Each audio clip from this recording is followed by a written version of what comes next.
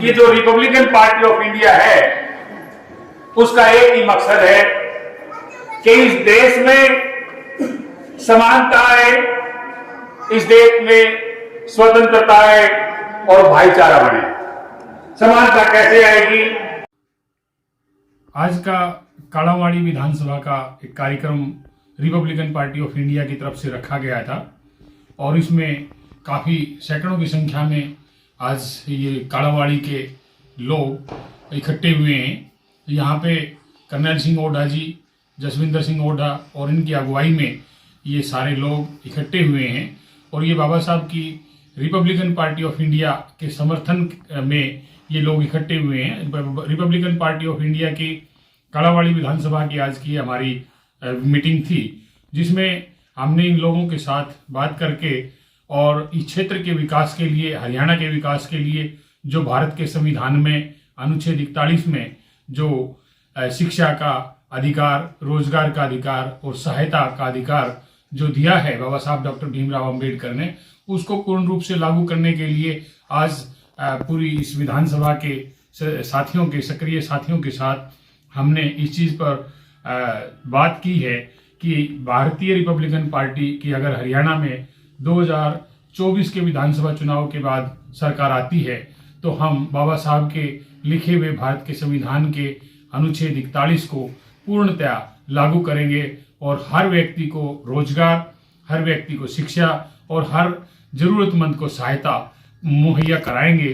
ऐसा करने के लिए भारतीय रिपब्लिकन पार्टी की हरियाणा यूनिट हरियाणा में प्रतिबद्ध है। कि जो रिपब्लिकन पार्टी ऑफ इंडिया है उसका एक ही मकसद है कि इस देश में समानता आए, इस देश में स्वतंत्रता आए और भाईचारा बने। समानता कैसे आएगी? कि इस देश के आम लोगों को, गरीबों को जब पानी की सुविधा दी जाएगी सरकार के द्वारा, बिजली की सुविधा दी जाएगी सरकार के द्वारा और रोजगार की सुविधा दी जाएगी। ये तीन चीजें हमारी आधारभूत चीजें हैं कि सबको काम हो, रोजगार मिले, सबको पढ़ने लिखने का बच्चों को अवसर मिले और गरीब को सहायता मिले। ये तीन चीजें हमारे रहबर बाबा साहब डॉक्टर भीमराव अंबेडकर ने आप सबके लिए इस भारत के संविधान में लिख कर दी।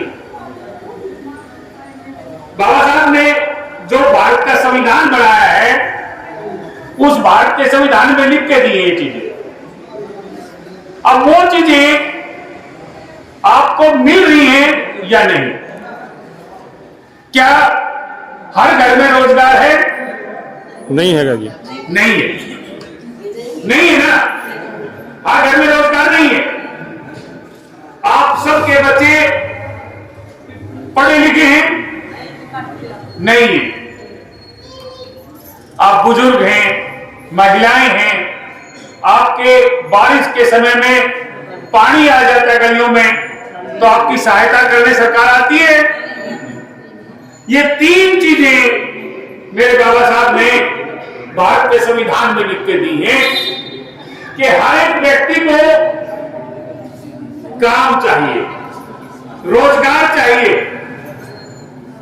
हर एक बच्चे को पढ़ाई चाहिए, हर व्यक्ति को सहायता चाहिए।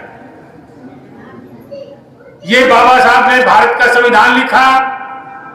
भारत के संविधान के मुताबिक आप वोट देते हैं, सरकारें बनाते हैं और जिन सरकारों को आप वोट देते हैं उस सरकार का यह दायित्व है, कर्तव्य है कि आप लोगों को रोजगार दे, आप लोगों के बच्चों को शिक्षा दे, आप लोगों की जरूरत पड़े तो सहायता करें। ये तीनों चीजें आपको नहीं मिल रही, लेकिन ये बाबा साहब के संविधान में लिखी हुई है, ये इस देश के संविधान में लिखी हुई है। यह भी लिखा है कि आप वोट देंगे, आप वोट देते हैं ना, जिस सरकार को बढ़ाते हैं आप वोट दे करके, उसका दायित्व है कि ये तीनों चीजें आपको दे।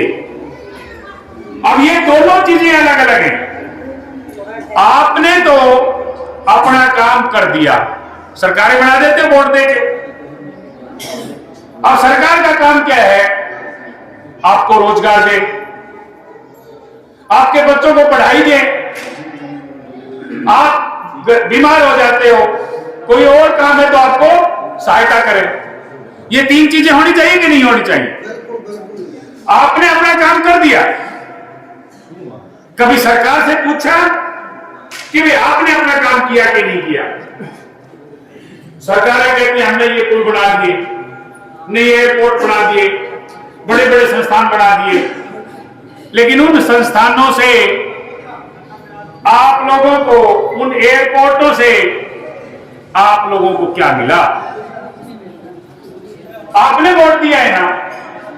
इस देश में सबसे गरीब व्यक्ति भी वोट देता है और सबसे अमीर व्यक्ति भी वोट देता है। सबसे गरीब व्यक्ति भी वोट देता है, सबसे अमीर व्यक्ति भी वोट देता है। आपके वोट की भी वही कीमत है, आपके वोट की गिनती भी एक है और उस अमीर व्यक्ति के वोट की गिनती भी एक है। जब आपके वोट की गिनती एक है, उस अमीर व्यक्ति के वोट की गिनती एक है, तो आपको और उसको सुविधाएं बराबर क्यों नहीं?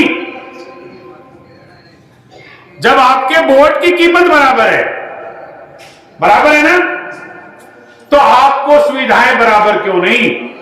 एक व्यक्ति को इतनी सुविधाएं कि वो जहाज में ही बैठ के घूमता है सारे दिन, और दूसरे व्यक्ति यहां बैठ करके इस कालावाड़ी विधानसभा में अपने बिल माफी के लिए सरकार से गुहार लगाते हैं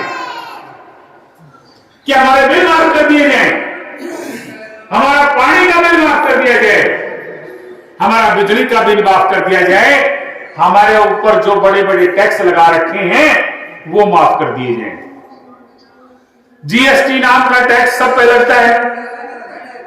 आप कोई चीज खरीद के लाते हो तो लगभग 18% तक, यानी कि 1 रुपए में 18 पैसे। अगर कोई 1 रुपए की चीज आप 60 रुपए टैक्स क्यों नहीं सरकार देती? आपको नहीं देती ना। इसका मतलब ये है कि सरकार हमारे से टैक्स ले, हम मना नहीं करते। आप पानी के बिल भी भर दोगे, आप बिजली के बिल भी भर दोगे, सारे टैक्स भर दोगे, लेकिन आपकी आमदनी बढ़नी चाहिए। एक व्यक्ति की आमदनी तो इतनी है कि वो जहाज में बैठ के घूमता है, आपकी आमदनी इतनी है कि सुबह चूल्हा जल गया तो रात का चूल्हा कैसे जलेगा, ये जुगाड़ फिट करना है सारे दिन में। यही करते हैं ना, मजदूरी में लगे रहते हैं। बच्चे पढ़ नहीं रहे, बच्चों की पढ़ाई किसको? भारत के संविधान में ये 3 चीजें बाबा साहब ने जो लिखी हैं, इसके लिए बच्चों की पढ़ाई के लिए अलग से अनुच्छेद भी बनाया है।